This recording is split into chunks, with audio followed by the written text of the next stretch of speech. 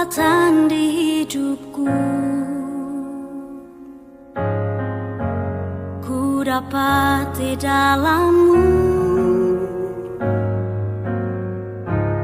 Kau teguhkan hatiku.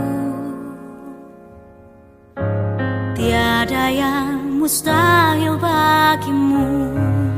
Sebab aku percaya, bukan karena melihat, namun karena firman-Mu yang selalu digenapi di hidupku. Ku percaya, bukan karena melihat, namun karena firman-Mu tiada pernah berubah.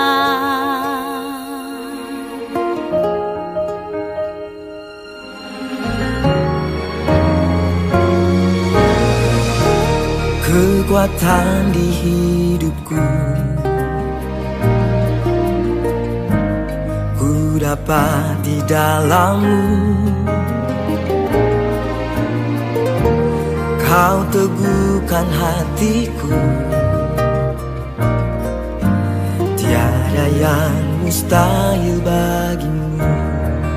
Sebab aku percaya, bukan karena melihat, namun karena firman-Mu yang selalu digenapi di hidupku. Ku percaya, bukan karena melihat, namun karena firman-Mu tiada pernah berubah. Sebab aku percaya, bukan karena melihat, namun karena firman-Mu yang selalu digenapi di hidupku. Ku percaya, bukan karena melihat, namun karena firman-Mu tiada pernah berubah.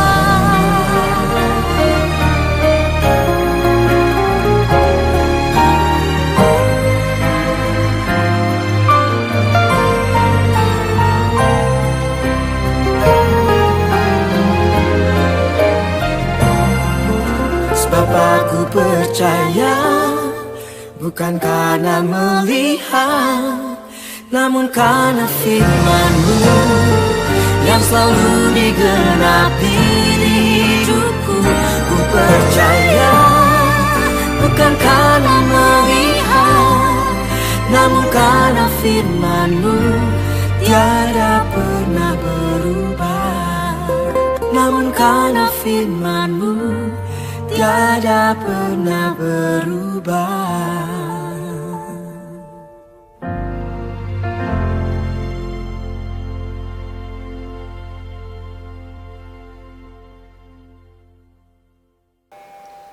Bapak, kami bersyukur buat siang hari ini, buat pujian yang begitu menguatkan kami bahwa kami hidup bukan karena kami melihat, tapi karena kami percaya bahwa firman Tuhan tidak pernah gagal, bahwa firman Tuhan selalu tergenapi dalam kehidupan kami.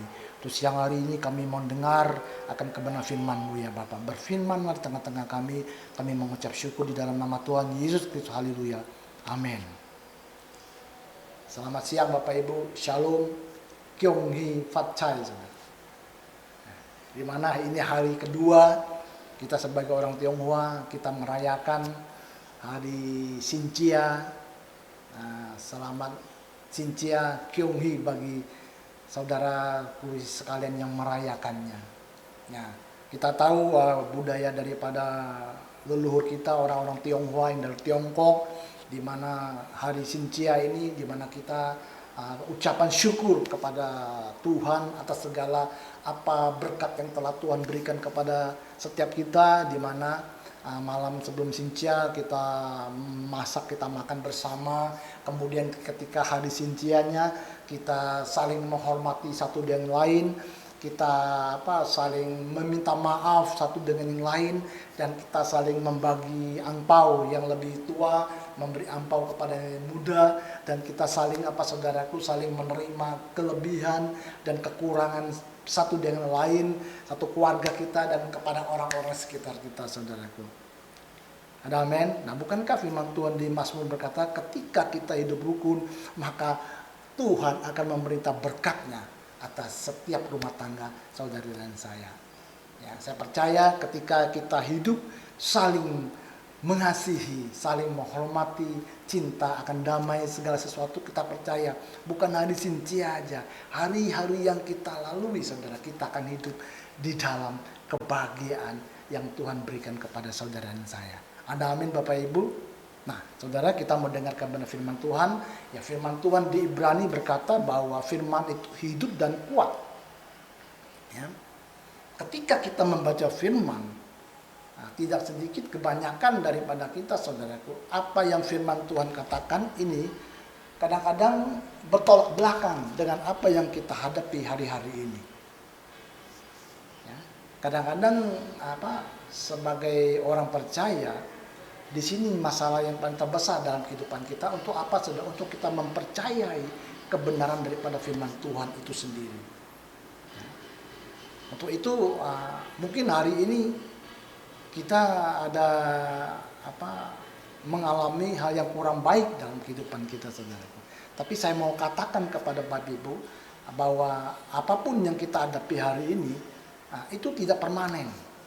Ya, itu bisa berubah. Kenyataan selalu bisa berubah. Ada amin? Nah, untuk itu firman Tuhan Lukas berkata, tapi perkataanku kata Tuhan itu tidak pernah berubah dan sampai lamanya. Kalau Bapak Ibu baca di Lukas, ya, di langit bumi berlalu, tapi perkataan Tuhan tidak pernah berlalu, akan selama-lamanya.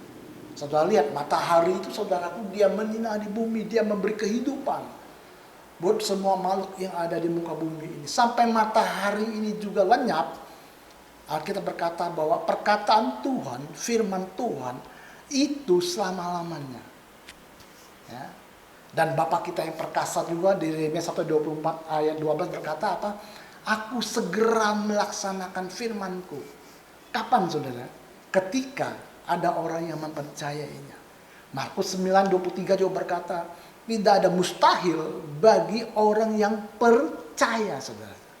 Itu tuh saya berkata kepada Bapak Ibu saudara yang kasih oleh Tuhan, kita jangan menyerah untuk mempercayakan kebenaran firman Tuhan ini.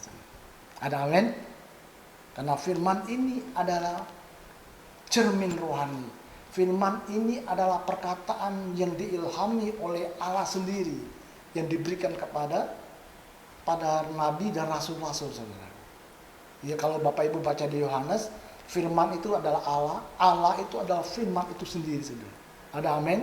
Nah, untuk itu Bapak Ibu yang dikasihi oleh Tuhan, di mana waktu 3 minggu yang lalu saya pernah menyampaikan kebenaran firman Tuhan, di mana seorang Rasul Yohanes Pembaptis saudara, di mana ketika dia di penjara, ketika dia mengalami hal yang negatif dalam kehidupan dia saudara, ya, sehingga dia mulai meragukan apakah Tuhan Yesus itu adalah Mesias. Ya, saya ulang sedikit firman Tuhan yang pernah sampaikan, di mana ketika Rasul Yohanes mengalami hal yang negatif dalam kehidupannya, saudara, dia di penjara. Ketika dia mulai melihat keadaan penjara di sekeliling dia, ketika dia mulai melihat masalah yang akan dihadapi, dia mengalami penganiayaan di dalam penjara, dia mengalami hal yang tidak nyaman dalam kehidupannya, di mana biasa dia begitu bisa menginjil orang-orang. Saat ini saudaraku, dia diisolasi, dia tidak bisa bertemu dengan siapapun. Bahkan dikatakan Yesus juga tidak datang untuk melihat dia. Yesus tidak datang untuk menyembuhkan dia saudaraku. Secara emosional Rasul Yohanes, dia mau Yesus datang menguatkan dia. Setidak-tidaknya ya Tuhan Yesus mengirim orang untuk memberi kekuatan, meneguhkan dia Rasul Yohanes. Tapi Yesus tidak lakukan itu saudara. Ketika dia mulai berfokus dan melihat kepada penjara saudaraku, dia mulai meragukan apakah Yesus itu adalah Mesias. Singkat cerita, dia mengirim 2 orang muridnya. Dia berkata, katakan kepada Yesus, saudara, apakah dia Mesias ataukah kita akan menantikan orang lain atau menantikan Mesias yang lain saudaraku. Ini jelas Alkitab mengatakan bahwa Rasul Yohanes Pembaptis dia ragu saudaraku. Saya berkatakan, tapi siapapun kita saudaraku, seberapa besar iman kita, ketika kita mengalami hal negatif dalam kehidupan saudara dan saya, kita condong untuk apa? Untuk meragukan, saudara. Kita khawatir dan kita mulai dihantui dengan suatu ketakutan, sehingga membuat iman kita menjadi goyah, saudara. Ada amin? Sangat luar biasa di mana Yesus menjawab Rasul Yohanes, saudaraku. Tuhan tidak datang kepada murid Yohanes langsung memeluk dia atau memberi dia kekuatan, tidak, saudaraku. Tuhan tidak kalau kita pikir Tuhan tidak mengasihi Yohanes, Tuhan menghargai dan mengasihi Yohanes sangat luar biasa.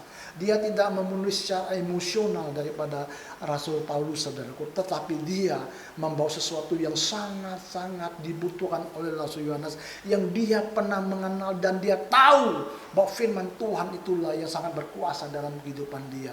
Yesus Tuhan mengingatkan Rasul Yohanes Pembaptis akan kebenaran firman Tuhan. Ya, singkat cerita di mana Tuhan Yesus menyembuhkan orang buta, saudara, membangkitkan orang mati, orang lumpuh berjalan, orang buta melihat, dan Tuhan Yesus berkata kepada murid-murid Yohanes, sampaikan kepada Yohanes Pembaptis bahwa orang buta melihat, orang lumpuh berjalan, orang sakit disembuhkan, orang mati dibangkitkan, dan Tuhan menyatakan mujizat-mujizatnya, saudara. Ketika murid-murid Yohanes Pembaptis menyampaikan kepada Yohanes, murid-murid Yohanes mungkin tidak menyadari, tetapi Yohanes dia tahu bahwa Tuhan Yesus menyuruh dia untuk mengingatkan dia. Untuk apa? Untuk memahami dan mengenal firman yang dia pernah kenal sendiri dalam kehidupannya. Kalau kita baca di Yesaya, Yohanes Pembaptis sering menyampaikan kepada firman Tuhan ini, dia berkata orang Mesias itu akan menyembuhkan orang, akan menyatakan mujizat-mujizat, membangkitkan orang mati, saudara. Amin. Nah, ketika Rasul Yohanes mengerti hal ini, saya percaya dia akan bersyukur, dia memuji, menyembah Tuhan, saudara. Dia dikuatkan, diteguhkan lagi oleh kebenaran firman Tuhan yang disampaikan oleh murid-muridnya. Ketika Yohanes mengerti ini, saudaraku, walaupun akhirnya dia dipenggal, tapi saya percaya dia tidak takut lagi. Dia berdiri di atas kebenaran daripada firman Tuhan yang pernah dia kenal sendiri, saudara. Amin.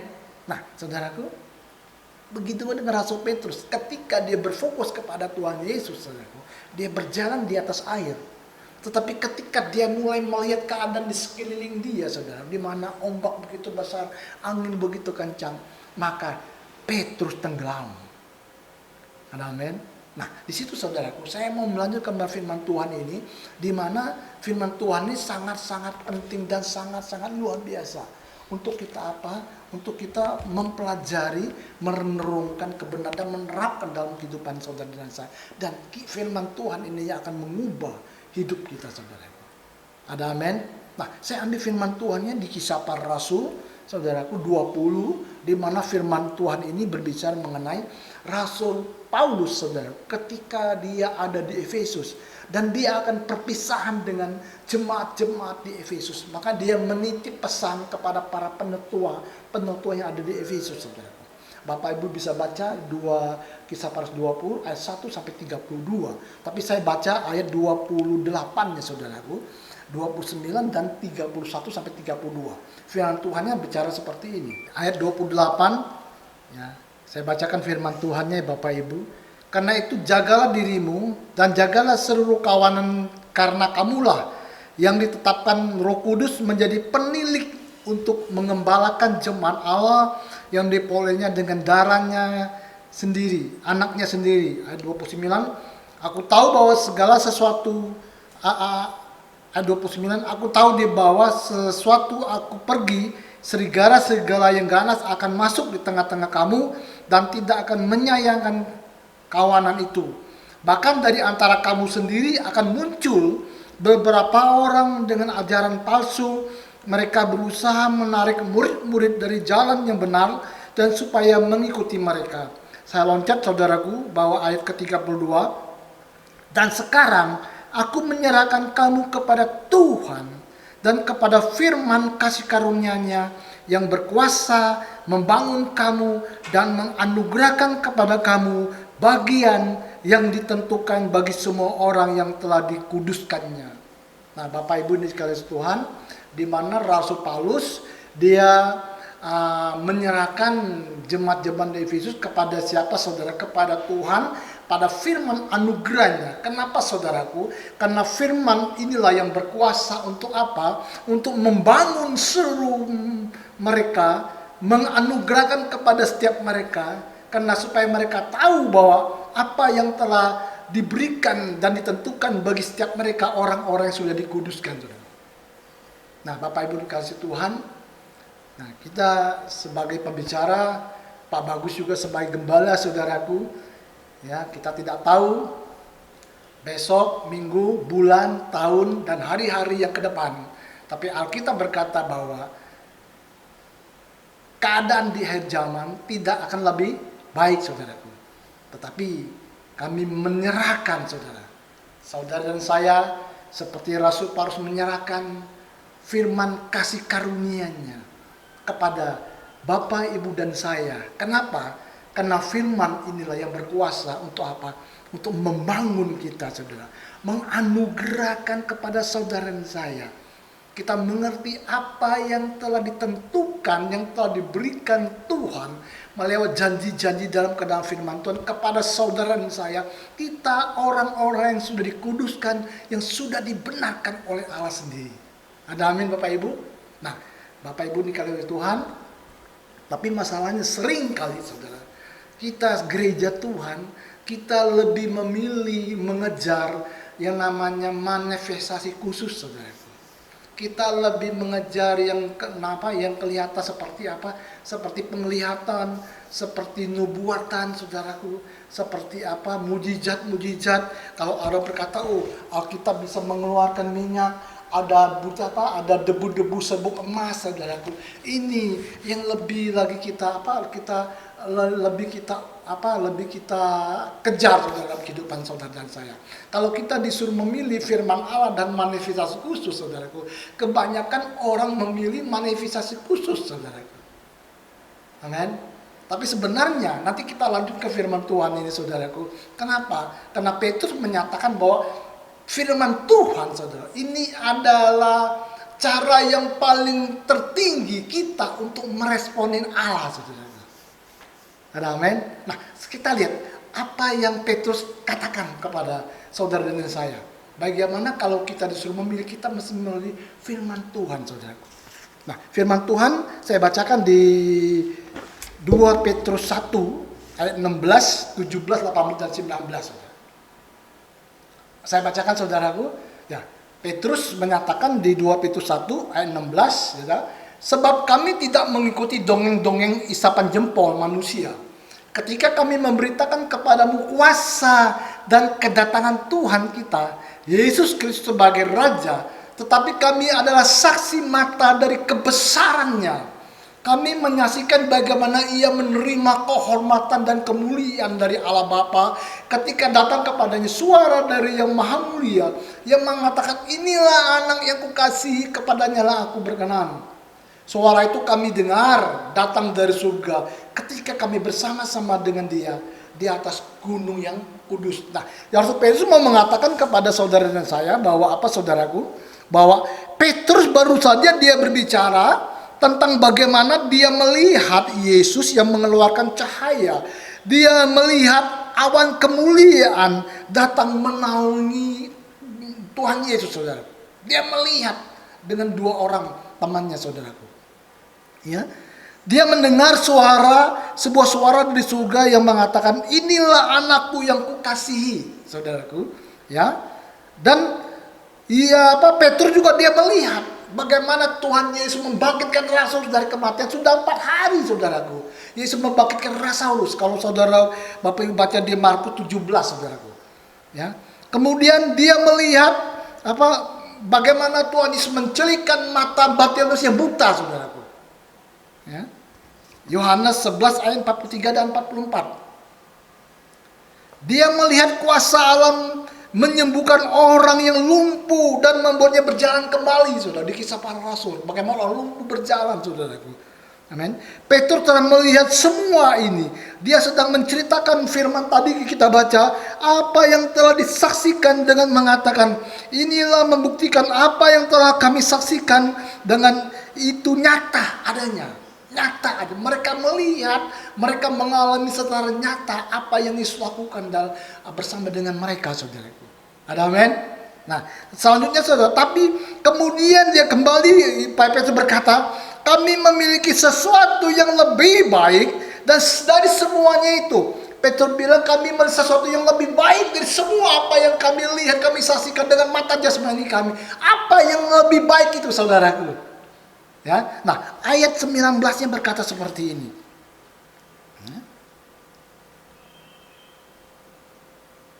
Dengan demikian kami makin teguhkan oleh firman yang telah disampaikan oleh para nabi. Alangkah baiknya kalau kamu memperhatikannya sama seperti memperhatikan pelita yang bercahaya di tempat yang gelap sampai fajar menyingsing dan bintang timur terbit bersinar di dalam hatimu. Nah, amin saudaraku. Petrus berkata, ada yang lebih penting dan lebih berbobot, lebih berkuasa dari semua yang apa dapat kami lihat, yaitu firman Allah itu sendiri, saudaraku. Wow, wah, sesuatu yang luar biasa, saudaraku. Ada amin? Tapi masalahnya, saudaraku, kita sering, saudaraku, kita percaya sesuatu yang fisik, yang kita lihat, sama seperti Thomas, saudaraku. Ya. Coba saya bacakan saudaraku di firman Tuhan di Yohanes 20 saudaraku, ayat 26 saudara. 20 ayat 26 saudara. Firman Tuhan berkata seperti ini. Ya. Sebelum aku melihat bekas paku pada tangannya dan sebelum aku mencucukkan jariku ke dalam berkas paku itu dan mencucukkan tanganku ke dalam lembungnya, sekali-sekali aku tidak percaya, kata Thomas saudaraku. Dan ayat 27-nya Yesus berbicara kepada Thomas, janganlah engkau tidak percaya lagi melainkan percayalah. 8 hari kemudian Yesus datang kepada Thomas berkata, Thomas kemari, cucukkan tanganmu, lihat, cucukkan ke lembungmu. Dan Thomas aku percaya Tuhan. Dan Tuhan berkata ayat 29-nya, karena engkau telah melihat aku, maka engkau percaya. Berbahagialah mereka yang tidak melihat namun mereka percaya, saudara. Yesus memberikan berkat yang lebih besar pada percaya karena firman Allah daripada percaya karena ada pengalaman fisik, saudara. Amin. Siang hari ini, saudara, karena saudara percaya, saudara akan mengalami apa yang ada di dalam Alkitab yang diberitakan kepada saudara dan saya. Ada amin? Karena firman ini, saudaraku, dekat dengan mulut kita dan ada di dalam hati kita, saudara. Amin? Sering kita mengabaikan kebenaran firman Tuhan. Kita lebih berfokus memusatkan kepada manifestasi khusus, saudaraku. Tapi Petrus berbicara, semua apa yang dia lihat, dia alami mujizat satu. Ada sesuatu yang lebih penting lagi, lebih berbobot dan lebih berkuasa, yaitu firman daripada Allah. Ada amin? Kalau saudara saya mengerti kebenaran firman Tuhan ini dan kita menerapkannya dalam kehidupan kita, saudara, firman ini yang akan mengubahkan kita, saudara. Ada amin? Dan kita tahu bahwa kitalah orang-orang yang menghidupkan Kristus di dalam hidup kita, saudara. Semasa kita ada di dunia ini untuk menjadi terang kemuliaan bagi nama Tuhan Yesus. Ada amin? Orang percaya dia akan bertindak, saudara. Dia akan bertindak sesuai dengan apa yang dia percayai. Shalom. Selamat siang. Bapak, kami mengucap syukur, terima kasih buat kebenaran firman Tuhan. Hidup kami, bukan kami melihat, tapi kami percaya bahwa firman-Mu itulah yang menghidupkan kami. Hidup yang kami jalani hari-hari ini, hidup daripada iman daripada anak Allah. Itu kami katakan bahwa hidup kami bukan kami lagi, tapi Kristus yang hidup di dalam kehidupan kami. Materikan firman-Mu dalam kehidupan kami, Bapa. Sehingga kami percaya bahwa kamilah orang-orang yang akan menghidupkan kehidupan Kristus di muka bumi ini untuk menyatakan kemuliaan daripada Allah lewat kehidupan setiap kami. Kami mengucap syukur ya Bapa. Menyerahkan seluruh jemaat-Mu ke dalam tangan kuasa-Mu. Biarlah anugerah, kasih setia, kemurahan-Mu selalu menyertai kehidupan kami dimanapun kami berada. Kami mengucap syukur ya Bapa, di dalam nama Tuhan Yesus Kristus. Haleluya. Amin. Amin.